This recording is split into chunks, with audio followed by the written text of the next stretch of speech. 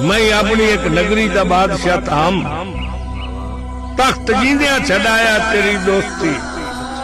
हुक्म बंदिया ते करदा मैं हाकिम रहा, हुक्म हरदा मनाया तेरी दोस्ती। मैं बख्तां दी पींघां छुटेंदा रहा, सुख सारा वंजाया तेरी दोस्ती। अपने सोहने महल्ला नू कंड कर बैठा, ऐदे पखियां च बहाया तेरी दोस्ती।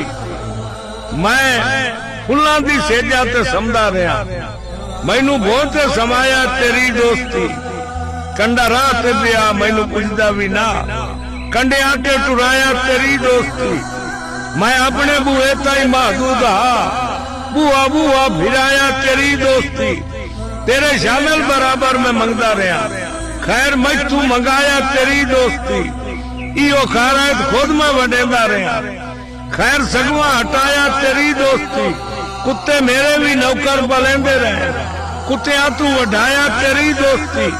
अखी पानी रोवन तू तो बोरबा शान, खून आजकल रुआया तेरी दोस्ती। और मैनू जफर जमाने पे एतराज नहीं, मेरा सब कुछ लुटाया तेरी दोस्ती।